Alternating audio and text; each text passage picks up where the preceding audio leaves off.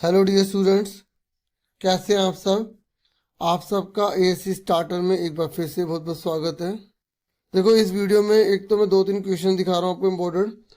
बाकी diary entry तो वैसे तो कोई भी आ सकती है बनाने के लिए, लेकिन जो आपके सिलेबस में दे रखी है उनको मैंने कुछ यहाँ पे शो कर रहा हूँ। ठीक है। और आपको एक 9th का पिछले साल का पेपर दिखा दूंगा और एक 10th क्लास का आपको पेपर दिखा दूंगा, जिससे आपको पता लगे इस बार कैसा पैटर्न आने वाला है। ठीक है। तो इस वीडियो में ये सारी इन्फॉर्मेशन रहेगी।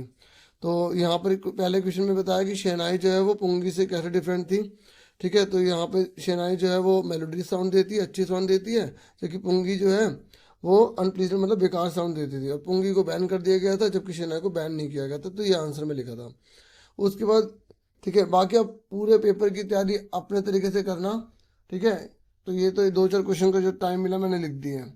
बाकी आपकी तैयारी पूरी अच्छी से होगी और बहुत अच्छा पेपर आएगा। इजी है, मतलब पैसे इस बार बहुत ज़्यादा है, आप इजीली बहुत अच्छा स्कोर कर सकते हो। तो दो चार क्वेश्चन ही लिखे हैं। ठीक है। थोड़ा सा गाइडेंस है ना। तो बिस्मिल्लाह खां को जो है बिग ब्रेक जो है वो कब मिला, कैसे मिला। तो बिस्मिल्लाह खां को बिग ब्रेक 1938 में मिला था। उन्होंने को एक चांस मिला था शहनाई बजाने का ऑल इंडिया रेडियो में लखनऊ में। फिर उसके बाद नेक्स्ट है कि Dutch Bismillah Khan love India and Banaras. कि क्या जो बिस्मिल्लाह खां है वो इंडिया और बनारस को पसंद करते थे, और तो कैसे पसंद करते थे। तो ही रिफ्यूज टू से, देखो उन्होंने जो है यूएसए में जाने के लिए मना कर दिया उन्होंने, है ना, कर दिया था ना मना। और उन्होंने क्योंकि वो गंगा और डुमराव से बहुत ज़्यादा प्यार करते थे। ठीक है। तो ये इसमें आंसर लिखा, बाकी आप इसमें और ऐड कर सकते हैं। फिर पूछा गया है कि जो केजिया के जो फादर हैं मैकडोनल्ड के पापा से कैसे अलग हैं, लॉन्ग क्वेश्चन लिखा गया है। ठीक है। शॉर्ट में आएगा तो आप थोड़ी सी डिटेल लिख देना, जैसे इतना लिख देना कि केजिया के फादर जो है वो बहुत बिजी पर्सन थे और वो बहुत ज़्यादा हार्श थे, कठोर थे। केजिया जो है अपने पापा से बहुत ज़्यादा डरती थी। ठीक है। दूसरे मैकडोनल्ड जो है वो केजिया के जो है वो क्या नेबर हैं। ठीक है। और एक बात और बताता हूँ, ही हैड 5 चिल्ड्रन, पहले ये सुन लो। उनके 5 बच्चे थे और he loved their children very much, वो अपने बच्चों से बहुत प्रेम करते थे। ही आल्सो प्लेड विद दैम, उनके साथ खेलते थे। He was very good and happy, वो बहुत खुश थे, हैप्पी थे। ठीक है, अच्छे थे। और ही वॉज नॉट हार्श, वो हार्श नहीं थे। ठीक है। अगर मान लो 2 नंबर में आता तो इतना बहुत है आंसर। ठीक है। लेकिन लोग आएगा तो नीचे पूरा एक्सप्लेन करा हुआ है। एक बात और बताता हूँ, देखो अगर कभी भी कोई पैराग्राफ आता है, आपकी कोई डायरी एंट्री आती है, आपने कोई चैप्टर अच्छे से कर रखा है ना, तो उसके बारे में सोचा करो कि क्या वो पैराग्राफ, क्या वो डायरी एंट्री उस चैप्टर रिलेटेड है, कुछ जो मैंने पढ़ा हुआ, तो उस चैप्टर की स्टोरी लिख दो। ठीक है। कई बच्चे कहते हैं ना पैराग्राफ आ गया, डायरी एंट्री आ गया, तो उनके दिमाग में उसमें आता नहीं कि मैं क्या लिखूं। जैसे अगर कोई नहीं आ गया तो मैं, ये सबसे आसान तरीका होता है कि आपने पुराने 8वीं में, 7वीं में, 6th में, 9th में ही कोई अगर चैप्टर पढ़े तो उससे रिलेटेड सोचो करो कि उससे रिलेटेड कोई कहानी है।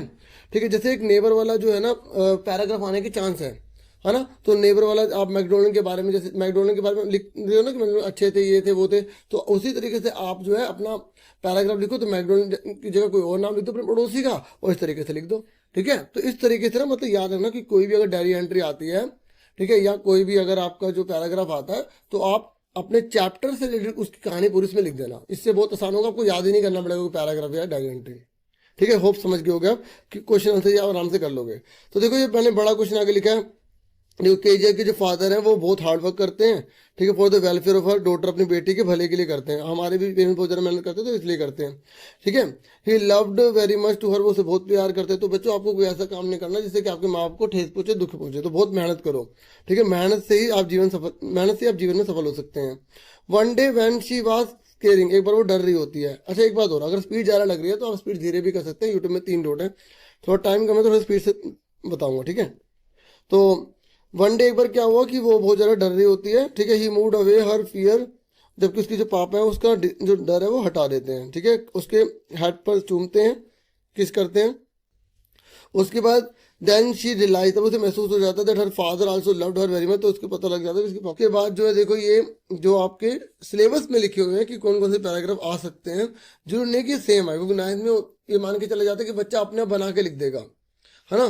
तो माई नेक्स्ट डोर नेबर, और person you met last week, एक पर्सन से तुम लास्ट वीक मिले थे, माई फ्रेंड एंड फैमिली। तो ये है। तो और डायरी एंट्री ये वाली आ सकते हैं कि जैसे पिछली रात को आपने ना, आपके घर में चूहा या छिपकली जो है आ गई, और तो आप बताओ आपने क्या अनुभव किया, डर गए या आपने बहुत मतलब कैसा फील किया। उसके बाद नेक्स्ट वाला है कि आपने ना मदद करी थी नेचुरल या कोई मैन मेड डिजास्टर हो गई, मतलब कोई आपदा आ गई, भूकंप या बाढ़ आ गई, ठीक है। जैसे अभी आपने देखा था उत्तराखंड के अंदर किस तरीके से ग्लेशियर गिर गया था। तो कोई भी घटना के बारे में आपने देखा और आपने फिर किस तरीके से उनकी मदद करी, तो वो है। तो डिस्क्रिप्शन में भी आप जरूर देख लेना। डिस्क्रिप्शन में भी ना मैंने जो मतलब वर्कशीट थी, जो जो मिड टर्म में क्वेश्चन आ रहे हैं, मतलब जो भी मतलब वर्कशीट आ रही है, उसको मैंने एक प्लेलिस्ट बना के डाल दिया ताकि आपको एक ही साथ सारी वीडियोस मिल जाएंगी, ठीक है। तो उस वीडियो डिस्क्रिप्शन में मैंने ये वीडियो ऑलरेडी बना रखे, तो वो भी आप देख लेना। बाकी कुछ जिसके नहीं बना रखे थे तो मैंने इसके क्वेश्चन के आंसर नीचे भी कर दिए हैं। पहले एक क्वेश्चन देख लो जो मैंने सिलेबस से लिखे हैं।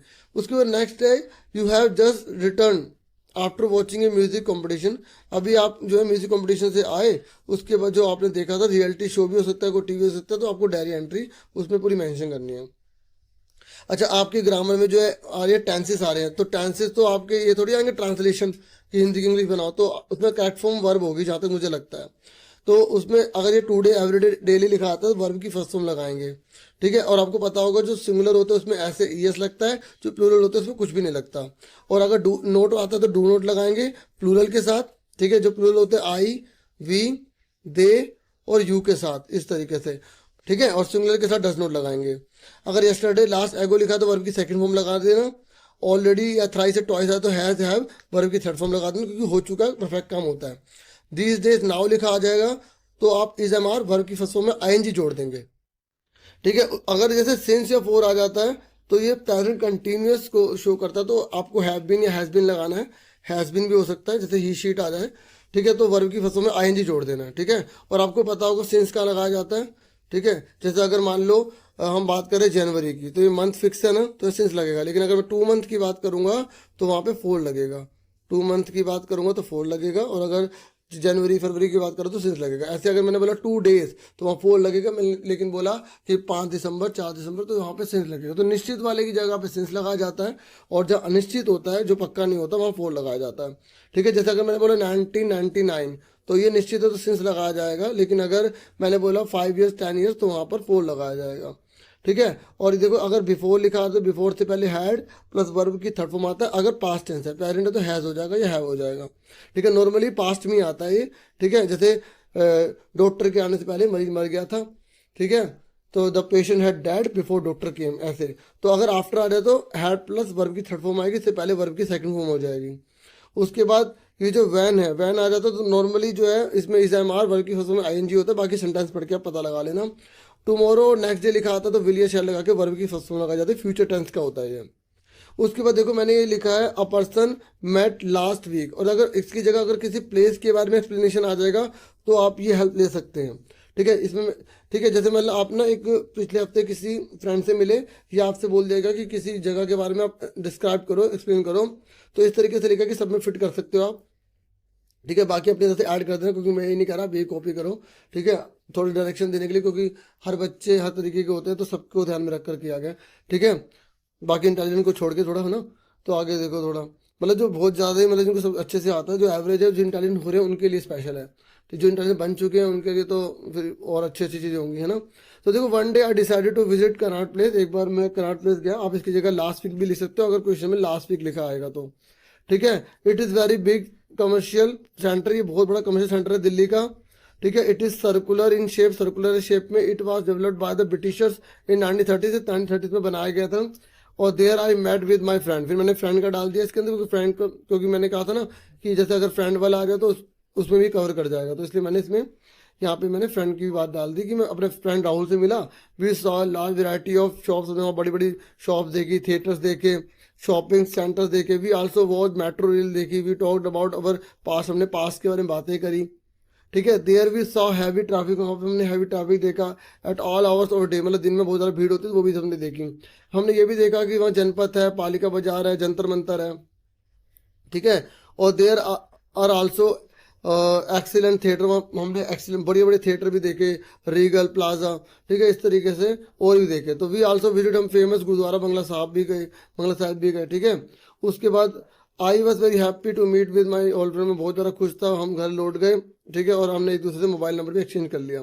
बाकी आप और बना के लिख सकते हैं जो आप लिखना चाहो, सिर्फ एक आइडिया दे रहा हूँ, ठीक है। मैं ये नहीं कह रहा आप यही करो, क्योंकि कुछ भी आ सकता है, क्योंकि फिक्स नहीं होता है, ठीक है। माई नेक्स्ट डोर नेबर, मेरा जो साथ का जो पड़ोसी है उसके बारे में आप एक्सप्लेन करना है, तो ये भी दे रखा था तो थोड़ा बहुत लिख दिया कि neighbours are people who live beside our home. Neighbour वो लोग होते हैं जो हमारे साथ घर के साथ रहते हैं, ठीक है। They play very important role in our life, हमारी लाइफ में बहुत इंपॉर्टेंट रोल निभाते हैं।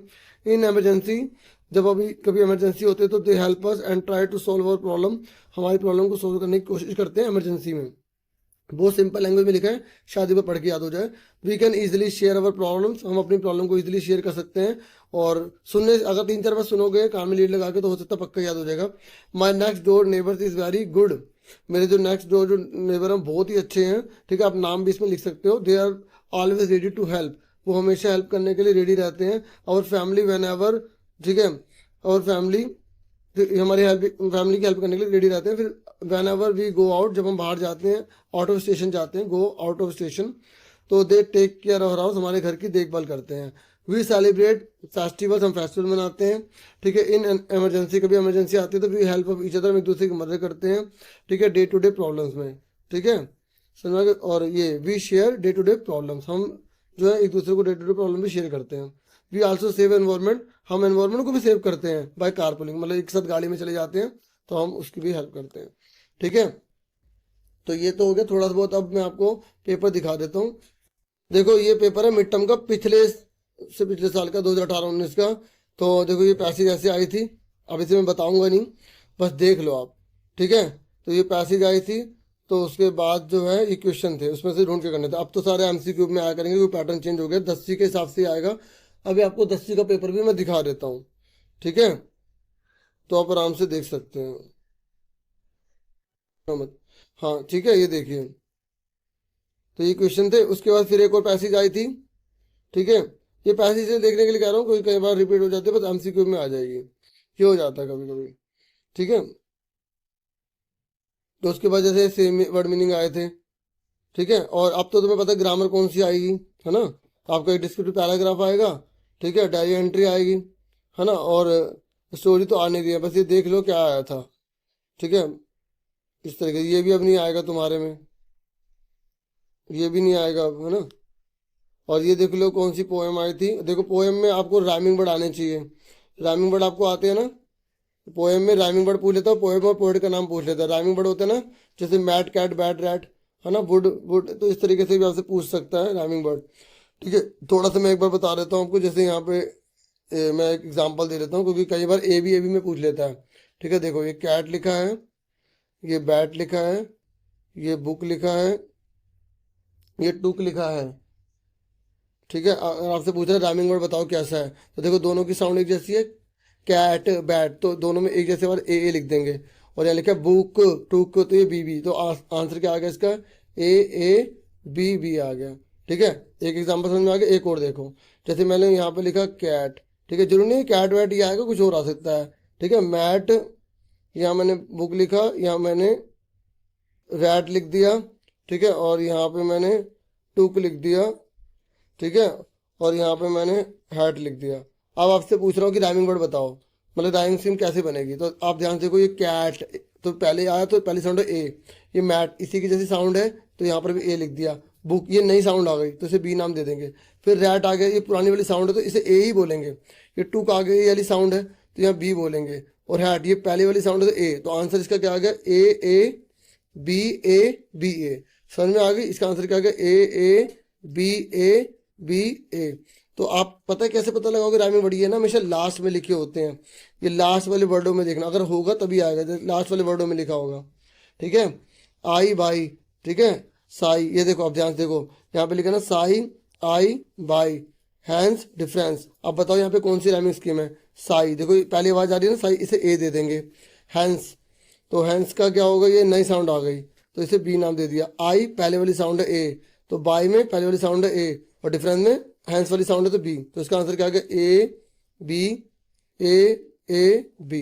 इस तरीके से बताना पड़ता है, क्योंकि आ सकता है तो इसलिए बता दिया, ठीक है। बाकी पोएम और पोएट का नाम आ सकता है। इस तरीके से क्वेश्चन आप देख सकते हैं कौन कौन से आए थे, कैसे आए थे, ठीक है। तो ये सब है, ठीक है। अब मैं आपको 10वीं का दिखाता हूँ कि इस बार आने वाला कैसा है पेपर। ठीक है, देखो 10th क्लास का जो पेपर है इसे देख लो। ठीक है, देखो ऐसे पहले पैसेज आएगी तो फिर, ठीक है, इसके बाद देखो ऐसे एमसीक्यू आए थे। ठीक है, उसके बाद पैटर्न सेम है, देखो मैंने साइंस का भी दिखाया था वैसे ही पैटर्न था। फिर सेकंड आएगी, और क्वेश्चन में पढ़ लेना, कई बार होता है कि 5 में से 4 करो, ऐसे भी लिखा होता है। ठीक है, तो ये थोड़ा ज़्यादा स्पीड से दिखा रहा हूँ इसलिए क्योंकि आप 10th का ही है, और अगर आपको 10th का अलग से देखना है तो मैंने वीडियो बना रखी है। फिर उसके बाद आपका जो ग्रामर पैटर्न है वो तो आपको अलग ही आएगा, पैराग्राफ होगा, डिस्क्रिप्शन हो गया, है ना। इस तरीके से ग्रामर में आपको वो आएगा पैटर्न। इस तरीके देखो ज़्यादातर सारी क्या आ रही है, पैसेज ही आ रही हैं। ठीक है, तो और क्वेश्चन आंसर जो है कम ही आएंगे, तो आप चैप्टर अच्छे से पढ़ लोगे। ठीक है, तो ये 10th का है। देखो ऐसे ग्रामर आएगी तो आपके ऑप्शन ही होंगे। ठीक है, जैसे मोडाल्स आए ना तो आप में भी मोडाल्स हैं, है ना, इस तरीके से। तो इसके बाद आपके जो राइटिंग का पोर्शन होता है तो इनका तो अलग, जो सब कंटेंट इनका अलग ही आएगा। ठीक है, और क्वेश्चन आंसर देख लो कैसे कैसे आए हैं। देखो ऐसे लिखा होगा, आपको 2 करने होंगे। ठीक है, इस तरीके से 20 से 30 वर्ड वाले आएंगे, 40 से 50 वाले वर्ड आएंगे, इस तरीके से। और देखो लॉन्ग क्वेश्चन जो है वो एक 5 नंबर का पहली बुक में से आ जाएगा, और फिर 5 नंबर का दूसरी बुक में आएगा, तो लॉन्ग क्वेश्चन कम ही आ रहे हैं। ठीक है, अब चैप्टर पढ़ लो, बना बना के उसे लिख देना अगर आप लिख पाओ तो, नहीं तो फिर हर चैप्टर से थोड़ा थोड़ा छोटे छोटे क्वेश्चन याद कर लो, आएगा तो उसे बड़ा करके लिख देना। ठीक है, बाकी अब डायरी दिखा देता हूँ 2-3। ये जो डायरी जो मैंने शुरू में बताया था ना, लास्ट नाइट आपने रैट या कोई लिजार्ड देखी तो आपने कैसा एक्सपीरियंस लिखा, तो ये लिखा हुआ है। ठीक है, तो आई वॉज वेरी स्केरी, मैं बहुत ज़्यादा डर गया था लास्ट नाइट को, बिकॉज आई सॉ रेड, मैंने एक चूहा देख लिया लास्ट नाइट। ठीक है, that is black in colour, जो काले कलर में था। It was looking so horrible, बहुत भयानक लग रहा था। मतलब मुझे लगा नॉर्मल चूहा होगा, बिल्कुल भयानक था वो, तभी तो डरा। Then he came to my bed, वो मेरे बेड पर आ गया। आई वॉज वेरी स्केर्ड, मैं बहुत डर गया था। ठीक है, it ran away from my bed. ठीक है, फिर वो मेरे बैग से भागा, and running here to there, और इधर उधर भागा। And then I made a plan, तब मैंने एक प्लान बनाया कि इसको पकड़ लेता हूँ, ट्रैप करता हूँ। फिर सो आई टूक ए पीस ऑफ ब्रेड, मैंने ब्रेड लिया and put it in the, ठीक है, माउस ट्रैपर में मैंने इसे रख लिया। ठीक है, रैट ट्रैप भी लिख सकते हो। आफ्टर सम टाइम, फिर उसके बाद क्या हुआ, it came to the bread, and वो ब्रेड के पास आया और ट्रैप हो गया into the mouse trapper. After that I took it out from the trapper and give them a piece of bread, and it became my friend, और now I am going to bed, good night. देखो यहाँ पर तो मैंने लिया